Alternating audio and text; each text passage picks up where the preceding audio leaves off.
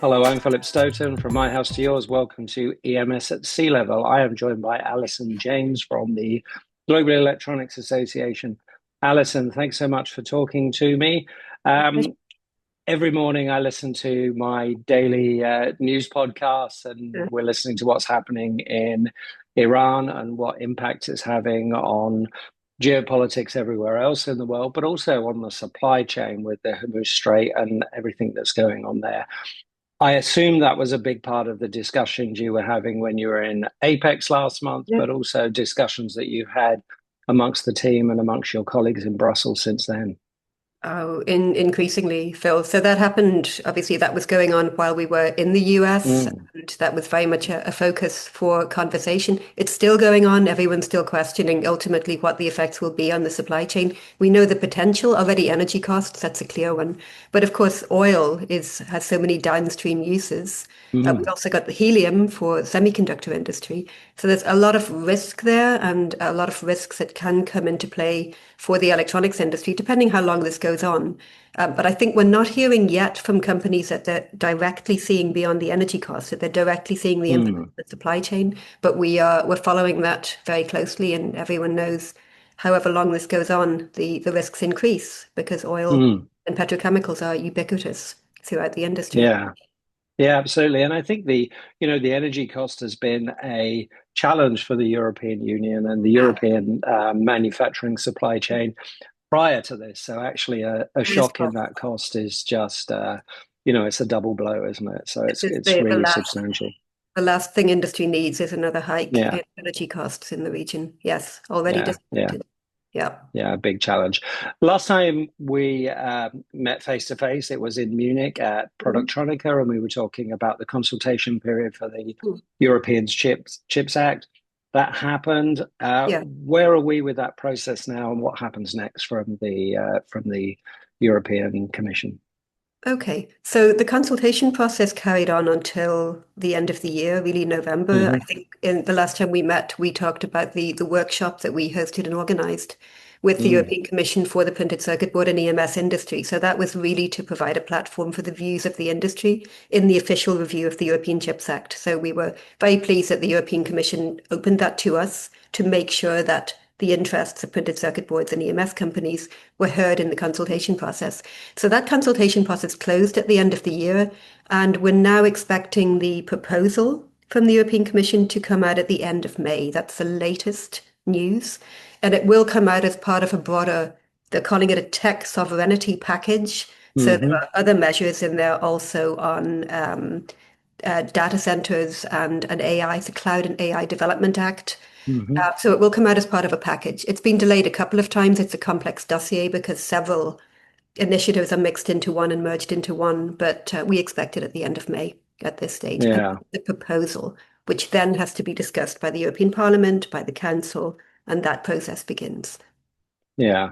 And beyond that, when I look at specific industries, you already mentioned the AI and data center industry. That's a booming industry.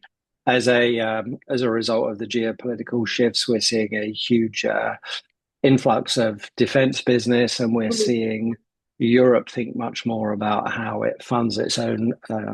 defense strategy. What instruments are in place for that, and how does that affect the electronic manufacturing supply chain?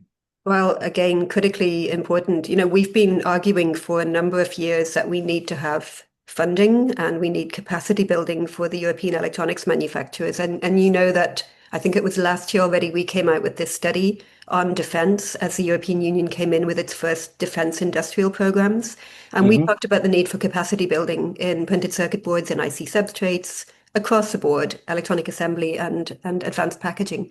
So we're very pleased that last week the first European Defence Industry Programme came out, the work programme, and they have included, very importantly, electronics as an area Hmm. for capacity building. And they put forward a budget for that, which is 122 million. The call is coming out in June, and it Hmm. specifically includes printed circuit boards and IC substrates. So they are eligible Okay. for capacity building for modernization as part of that call. So that's a big move. It's the first Mm. European defense industry program. We did ask for industrial reinforcement for electronics. that's happened in this call. So I hope, we hope that that will be, I think it will be helpful for the industry and Yeah, hopefully no, in absolutely. further initiatives. Yeah, Alison, you and the team should be really proud of that. That's a real success story. One of the other sectors that has been really fascinating to watch over the last few years in Europe has been the automotive industry. As we switch Mm. from internal combustion to EV, we've seen influxes of vehicles from different regions in the world. Yeah, We've seen different industries in Europe challenged, some more than others, and the yeah, relationship between car makers and the EMS industry and the supply chain change generally. How has the European Union looked at that, and what instruments and strategies are in place specifically for the automotive industry? Because it's a sector so much of the economy in Europe, particularly in yeah. Germany, is dependent on. Yeah, it is, and it has been identified as a priority by the European Commission, and they did put in place at the beginning of the year, I think, an automotive action plan. They're Mm. already beginning to discuss a lot more programs, what's needed to bolster the industry. But, it's a little bit disparate. So there are several instruments in place, and very recently, I think just a couple of weeks ago, we saw specifically on the automotive side, the beginning of these Made in Europe proposals that we've been talking about previously. So there is a Hmm. proposal. It's part of what they call the Industrial Accelerator Act, which is the first Made in Europe package, if you like. And while it largely concerns, energy intensive industries and net zero industries, it does contain Made in Europe requirements for electric vehicles. So this is a Yeah. proposal where any electric vehicle, rent, hire, certain categories of electric vehicles for them to benefit from subsidies in public procurement, then they would have to meet certain union origin requirements. And that's where we Okay. start seeing language going in there on 70% of components being everything that goes into the car, not only electronics, right? But Mm. also language on in several years' time that there would be, 50% of the X works would have to would have to be also electronic systems, which are made in the union, but not only in the union, also with partner countries. So this is where the discussion becomes complex again, because partner countries, what are they? Countries with whom the European Union has a trade agreement, has a Mm. public procurement agreement. So this is where the discussion is beginning. And it's an effort, and certainly on the part of the automotive suppliers in the European Union, to get an instrument that would actually drive and maintain competition in the European Union for the automotive supply industry. And it will be Yeah. hot potato, and I think a lot of discussions politically on how this will go. But that's very recent. Yeah, and it's very significant, isn't it? As you look through Yeah. the supply chain for the automotive industry, and it has changed. Not just thinking about where things come from and the sovereignty within Europe, but thinking about where those trading relationships Yeah. are. And we're in a time where some trading relationships internationally have been substantially damaged, and some new trading relationships have been substantially bolstered. So it's a real time of flux, and making sure that the instrument fits all that is actually pretty complex for Mm. the entire supply chain, but specifically for the electronics supply chain, which is so Yeah, global and disparate. absolutely. Yeah, So, so so some as big we, challenges. yeah, so as we said, a number of different instruments that are being discussed Mm, and coming in at the same mm. time. So I think the next couple of months are going to be pretty key in terms of what will happen for the electronics industry, how Yeah, we bolster an industrial base, but also make sure that the inputs that are needed are there also through trading relations yeah, with regions, because as we know, no one is attempting to make everything within the region, but you need mm, to bolster yeah, the critical industries and what's needed for yeah, those industries. And for us, yeah, it's really about supply chain resilience and yeah. making sure that those inputs are available, especially for critical industries.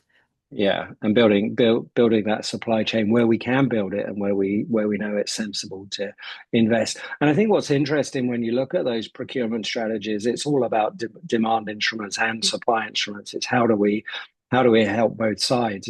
It's quite a complex puzzle to bring all that Yeah. together, and that's something you have to be That's completely on something top that of the whole time. exactly, and that's why we've always called for an electronics industrial strategy, which has demand Mm, instruments and supply instruments and tax mm, energy prices. We know there isn't one silver bullet.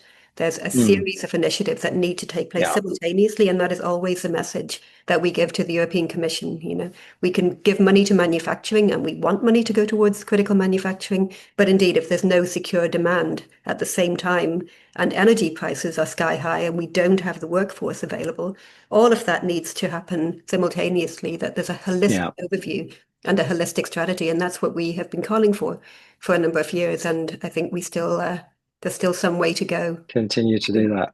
Exactly. Yeah. And I think what's interesting, Alison, is you are at this pivotal point of communication in both directions. So much as you're telling the European Union what the industry needs, you have Mm. to then come out and tell the industry what is going on in the union, what's coming down the track, what they should be looking out for, what they should be Yep. thinking about when they're planning their own supply chains. And that kind of brings me up to the calendar for the Global Electronics Association, what you've got coming up in the next months. You mentioned that the next Chips Act information will probably come out in May. So kind of around that period, there's a lot happening. Tell me what else is going on for Global Electronics Association in the next few months. I mean, in the next few months, we're continuing. We are Mm, continuing to have meetings in the build up to the European Chips Act and in response to a lot of these initiatives. So that goes on all of the time. As much as possible, we bring in companies so that we can enable and facilitate that dialogue between companies and the European institutions. So we've been doing that over the last couple of months, also in meetings with cabinets and meetings with the European Commission. We will organise a meeting before the summer, also once the European Chips Act has come out, so that we can take a hmm look at the proposal and continue the discussion on what's needed for all of the critical industries. So there will be some more meetings between now and the summer, quite a busy period. Yeah, and it's great to educate the market on those instruments that you've already mentioned today for the automotive They are industry, for the very defense important. industry, for whichever sector they're operating. Alison, thanks so much for your time. Always a pleasure to chat. Look My forward to the pleasure. next time we meet face to face, and we'll talk again soon. Thank you. Thank you, Phil.